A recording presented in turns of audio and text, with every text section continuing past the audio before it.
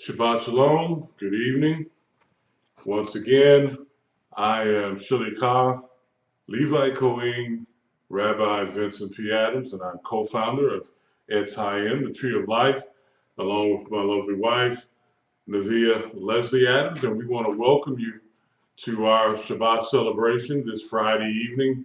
Um, some people call it Black Friday, the day after Thanksgiving 2012. And as oh boy, a little too much turkey yesterday and a little too much leftovers today.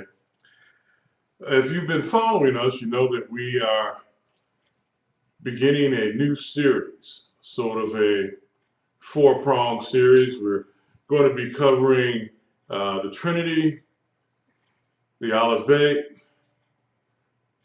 the Beit-Ten Seferot, and biblical astronomy and astrology. And tonight, the past couple of weeks, we've just been doing the introduction to those topics. And so tonight, I want to conclude the introduction on biblical astronomy and astrology. And tomorrow afternoon, we will conclude the introductory material to the Aleph Beit. So next week, for sure, we will be getting deep into the material on those topics. And as I said, tonight we want to finish covering the introductory material to biblical astronomy and astrology. But before I do that, let me do a little bit of housekeeping. A lot of you are following us on Ustream, and some may be watching the recordings on YouTube. So let me give you some information. Hopefully you will follow us on a regular basis. We have service every Shabbat evening, Friday night, Central Standard Time, 7 p.m. We're in Tulsa, Oklahoma. So, please join us every Friday evening live on Ustream at 7 p.m. every Friday evening. And then on Shabbat morning, on Saturday morning, we begin our throne room and healing service at 9 a.m. Usually runs from about 9 to 11 a.m. Central Standard Time. And we resume with our Torah service usually around 1 o'clock every Saturday. And then we proceed into our Midrash. And at 1 o'clock, we take several breaks for oneg and refreshment and fellowship as needed. So beginning at 1, probably from 1 to 3, and then we break until maybe about 4:30, and then we have the final Midrash. And right after Midrash, we go right into Havdalah. So on that schedule, 9, 1, and 3 on Saturday, join in. You can contact us by phone to get our service times. They do vary depending on what time of the year it is, when sundown and sunset occur, sunset and sunrise, of course. And you can contact us by phone at 918-955-7971. That's 918-955-7971. You can email us at tree_of_life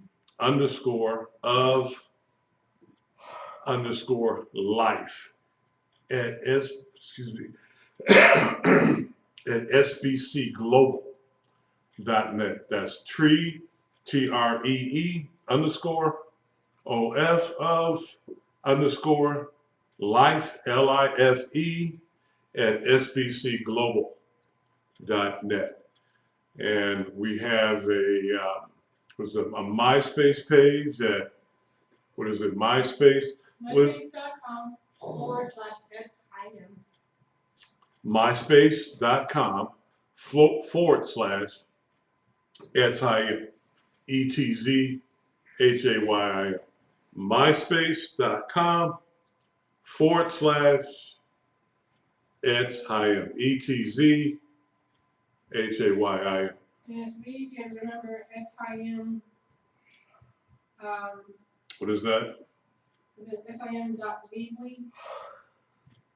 And we have another website. What is the website? SIM.weebly.com. Etzhayim, ETZHAYIM Right. dot Weebly. WEEBLY. we WEEB as in boy LY .com. One more time. SIM.weebly.com. Etzhayim, ETZHAYIM .com. No. Weebly.com. Why don't you come up and say it? You just set that up this week, so I've had a little bit too much leftovers. So. A new website is SIM.weebly.com. That's ETZHAYIM dot WEEB as in boy LY.com. Okay. Good enough. And we are a 501(c)(3). We hope that you will follow us on a regular basis, and should the Rock Hokadesh lead you, become a financial supporter of this ministry with your tithes and offerings. Beginning January 10th, 2013, we will be moving into our new location. I don't remember the address, but of course, it'll be on the website, and I'll have it in my memory by tomorrow. You can mail donations to us, or just contact us if you wish to donate. We have means and methods where you can do it electronically through the internet, or if you want to mail in a donation, you can mail it to us at 8531 South Jamestown Avenue, Tulsa, Oklahoma 74137. Okay. Okay, quite a bit of housekeeping there. Let's open our Bibles to Genesis chapter 1.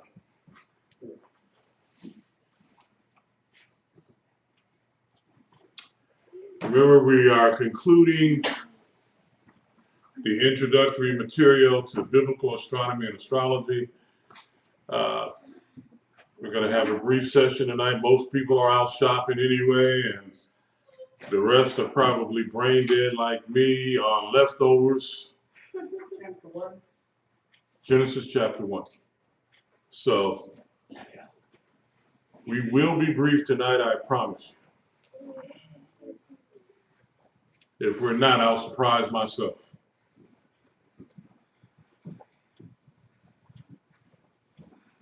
So take advantage of this rare moment. A short sermon by me. Usually doesn't happen. Okay. Now, we're talking about doing an introduction into biblical astronomy and astrology. Most Christians are violently against astrology. And to a few years ago, I was one of them. I hated when someone asked me, "What's your sign?" I thought that was just absolutely stupid. It was against God. The Bible said, should not a people depend on their God? And that is true. But if we examine Scripture closely and take a closer look at the topic of biblical astronomy / astrology, we come up with some interesting facts. Anyone want to tell me where we want to look at in terms of Genesis, the first chapter? Verse 14. Verse 14. And God said, "Let there be lights in the firmament of the heavens to divide the day from the night. Okay, lost my place. And let them be for signs and for seasons and for days and years. Okay, now we know what days and years are, right? That's the way that we mark time. 30 days equal a month, 12 months equal a year. And we mark a day by sunrise, or really biblically by sunset and sunrise, well, not sunset, sunset to sunset will be one day. Did everybody catch that? Yeah. Okay. Most people think the day begins with sunrise and ends at sunset, but it actually begins at sunset and ends at the following sunset. Because the Bible said, let's read a little bit here. It says, and I'll go up to verse 8 real quick. And God called the firmament heaven, and the evening and the morning were the second day. Okay, and if we were to go up a little higher, God, in verse 3, it said, God said, let there be light, and there was light. And God saw the light, that it was good, and God divided the light from the darkness. And God called the light day, and the darkness he called night. And the evening and the morning were the first day. So verse 5 gives us the definition of a day. Evening and the morning were the first day. Okay, God called the light day, and the darkness he called night. And the evening and the morning were the first day. So the day begins at sundown. And then that particular day ends at the following sundown. Not at sunrise. Everyone got that. Okay. That's why Shabbat begins at sundown Friday night, not at sunrise Saturday morning. Right now, it is Saturday. Biblically, it is Saturday. It is not Friday night or Friday evening. Biblically, right now, even though it is 7:32 p.m., Friday, the day after Thanksgiving, November 23rd, 2012, 7:30 p.m., it is not Friday anymore. When the sun went down, it went down on Friday. Now we're in Saturday. We're in the Shabbat, the seventh day of creation, the seventh day of the week. The seventh day is not Sunday. Sunday is the first day of the week. Saturday is the seventh day, the Shabbat, the day holy unto God. And it begins at sundown Friday night. Okay. Now, that being said, verse 14 says, and God said, let there be lights in the firmament of the heavens to divide the day from the night, and let them be for signs and for seasons and for days and years. Okay? As I said, we measure, one day is from, sundown to sundown. 1 week includes 7 of these, 7 days. 4 weeks or 30 days is a month. And then 12 months is a year. So the lights in the firmament means the heavenly bodies, the sun, the moon, the stars. As it says there, God said, let there be lights in the firmament of the heaven. And he said, let there be stars, let there be a moon, let there be, a sun. Okay. So those are the planets, correct? The planets, the stars, the moons. What are those things for? For signs and seasons. For what? It said for signs and seasons, for days. And For signs and for seasons, okay? Now, the Hebrew word for signs is basically oath, O-W-T-H. Means sign or signal, a distinguishing mark or banner, remembrance, or it could be an omen, a warning, a miraculous sign. What do signs, if we want to look at the definition of the word sign, what do signs tell us to do? how to behave. How to behave? Yeah, that's true.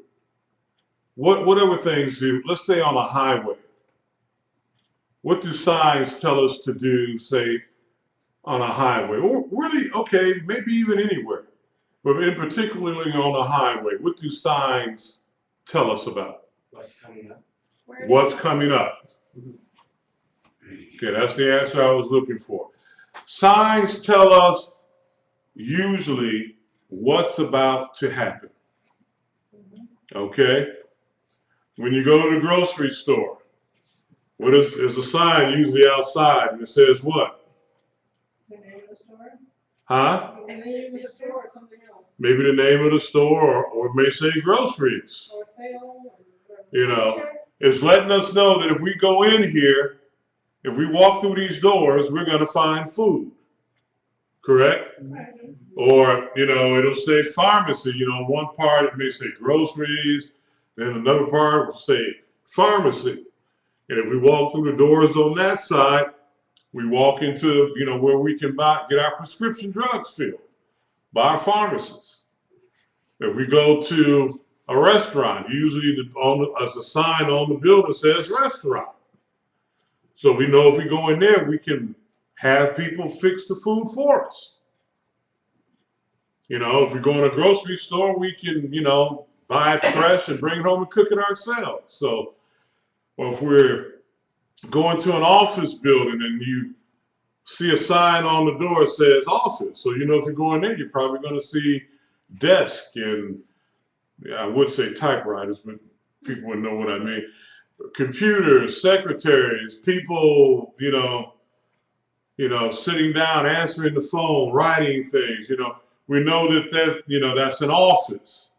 So signs tell us things to come. Sometimes they're warning, you know, sharp curve, bump in the road, okay, slippery, you know, when wet, or bridge may ice in cold weather. You know, they warn us about signs, warn us, or give us an indication of things coming. They warn us about what's coming. They tell us something about something that we're looking at in many cases. Like sometimes if you're sightseeing, there'll be a little sign outside of a building that says, oh, this is an historic structure that was built back in the 1800s by so-and-so, and this, that, the other. You know, they'll tell us, they'll either tell us about what we're looking at or where we are. They'll tell us about where we are and what we're looking at, or they'll warn us of things to come. Or as Lemuel said, they'll tell us how to behave. Quiet, please. Things like that. No smoking. All right? What are some other signs about how to behave? Yield. What? Yield. Kneel? Yield. Yield. Okay, yeah. We want you to slow down. Stop. You know, stop or whatever. Okay. So again, signs tell us about where we are, about what we're looking at, or they warn us of things to come, or they tell us how to behave. All right? That's a sign. So the stars in the heavens. Verse 14 here, God said, let there be lights in the firmament of the heaven. Okay? And let them be for signs and for seasons. Now, seasons. That word for seasons in Hebrew is moed. Moed. And it means generally an appointed time or an appointed place. An appointed time or an appointed place. Okay? So the sun, the moon, the stars, and the planets are to tell us how to behave, tell us things to come, things that, that are coming up in the future. All right? And they're also for appointed times and places called moeds. Can anyone tell me, can anyone name a moed or two for me? An appointed time. Sukkot, Feast of Tabernacles. Sukkot, Feast of Tabernacles, that's an appointed time, time. Pentecost. Pentecost or Shavuot, that's an appointed time. Right. Shabbat is another appointed time. Yom Kippur, Rosh Hashanah. What? Yom Kippur. Guys, Yom Kippur is another appointed time. Rosh Hashanah. What? Rosh Hashanah. Rosh Chodesh is another appointed time. What's the sign? What? What's the sign? What? What's the sign? Rosh Hashanah is another appointed time. So the feast days, the festivals, Shabbat, those are all appointed times. Now, what do we mean by appointed time? Anyone want to take a guess at that? An event. Yes, it's an event. An event of what? What happens during the event? What happens during the appointed times? Opening the heavens, windows, blessings. You say it's a time for blessing. There are open windows in heaven. Yes. Unhindered. More specifically, A commandment? what? A commandment? It's a commandment that we observe them. That's correct. The moeds, or appointed times, are commanded of us to observe them. They're not optional. I'm not going to go into all the scriptures on them or anything. You can read them for yourself. They said they're perpetual throughout all your generations. They don't stop because, Yeshua came. Matter of fact, if we read the New Testament carefully, we will notice that Yeshua observed them. He observed Hanukkah. And Hanukkah is not necessarily it's not commanded that we observe Hanukkah. Okay? But he kept it anyway. I think we're going to have to stop broadcast and save that. Stop recording, yes.